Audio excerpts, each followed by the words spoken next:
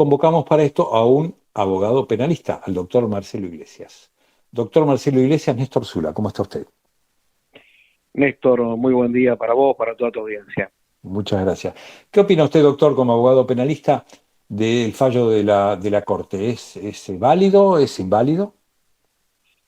Mirá, realmente el fallo de la Corte, y esto al margen de mi ideología política, lo digo sin importar que la persona a la que se refiere el fallo fuera Cristina, Macri, Juan o Pedro. Porque como abogado te voy a decir algo. Creo que la Corte nos quedó debiendo a todos los argentinos un fallo. ¿Por qué digo esto? Porque analizando las 17 páginas de ese fallo, la Corte nunca trató la cuestión de fondo. Hubiera sido muy agradable para todos los argentinos que la Corte se expidiera sobre la cuestión de fondo, entonces, de última, todos supiéramos el por qué Cristina era condenada o el por qué Cristina se le revocaba su condena. Claro. Pero la Corte no tuvo, no avanzó ni trató la cuestión de fondo. ¿A qué me refiero a la cuestión de fondo? Para que lo entienda la señora, el señor, que quizás no son abogados, para que lo entendamos todos.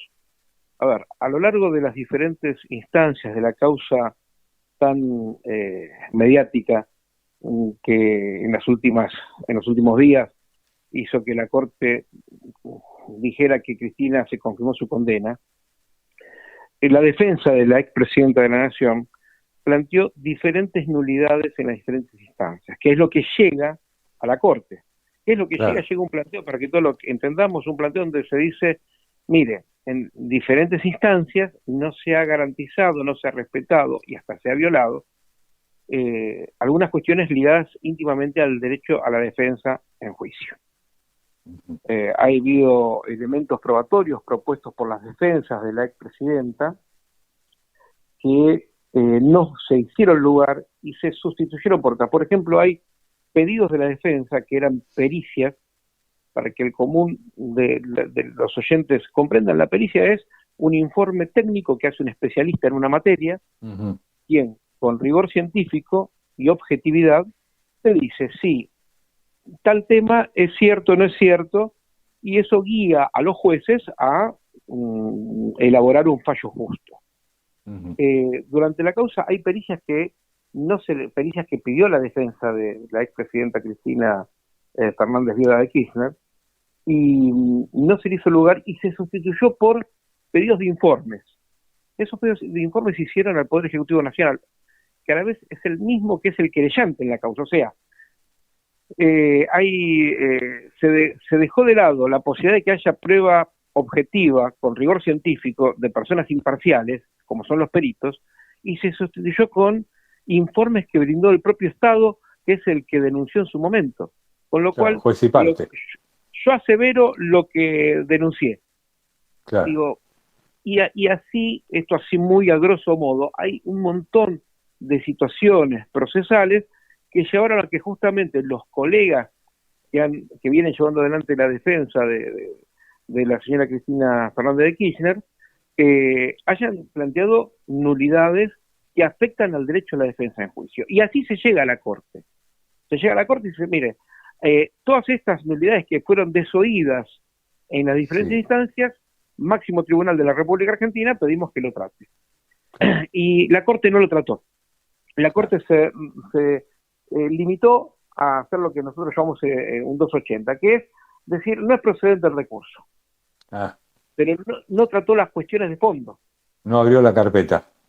Para todos los argentinos, incluido para quien les habla, hubiera sido importante, sea Cristina, Macri, Juan o Pedro, que nos digan, che, mira, analizamos la cuestión de fondo y por estas razones entendemos que había que condenarla, o por estas razones entendemos que había que revocar la condena. Porque además sería conocer la opinión de los que supuestamente más saben, ¿no? Porque si alguien llegó a la Corte Suprema de Justicia es porque sabe mucho, porque es un tipo muy capaz, muy preparado, muy importante. Entonces sería bueno conocer la opinión de los que más saben. Exactamente, y aparte tener una fundamentación, el por qué y no, porque sí, porque no, como cuando teníamos 5 años. ¿Se acuerdan cuando éramos chiquitos? Claro. ¿Por qué sí, por qué sí? Te decía, ¿no? ¿Por qué no? ¿Por qué no? No, mirá, ya estamos grandes.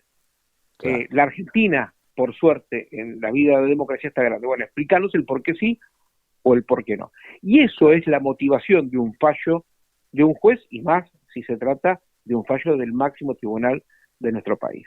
La motivación significa explicar el por qué. Claro. Explicar por qué hay que decir que se confirma o se revoca un fallo de instancia inferior. Claro.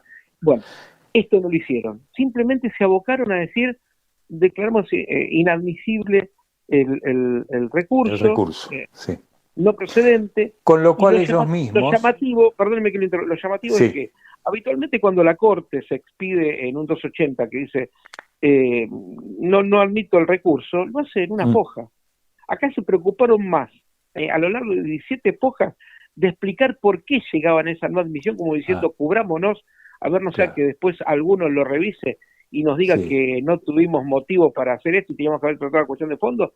Se preocuparon más en eso que en tratar la cuestión de fondo, que directamente no la han tratado, sin lugar a dudas, ¿no?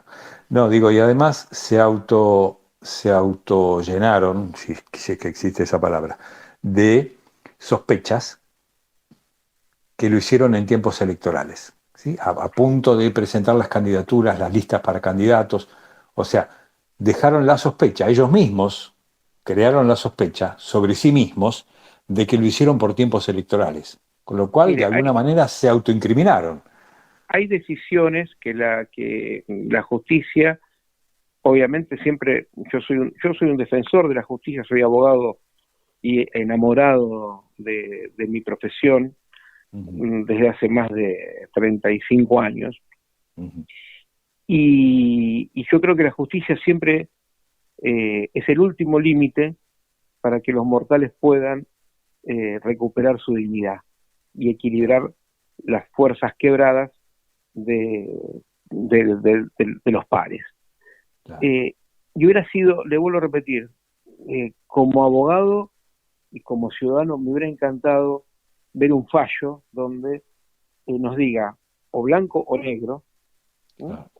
pero que nos expliquen el por qué era blanco o era negro, y no esto, porque esto lo que deja es un sinsabor en la boca de, che, mira, justo faltando días para cerrar listas, presentar candidaturas, justo cuando el gobierno es opositor. Entonces, genera una duda que hace que la ciudadanía empiece a desconfiar de un bastión que no tendría que desconfiar nadie, que es el Poder Judicial.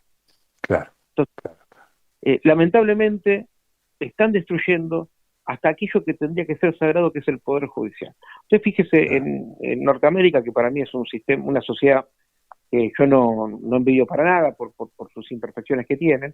Yo creo que la Argentina todavía tiene valores familiares que a Norteamérica le falta, pero en el Poder Judicial, fíjese que Donald Trump asumió la presidencia y igualmente fue condenado. Sí.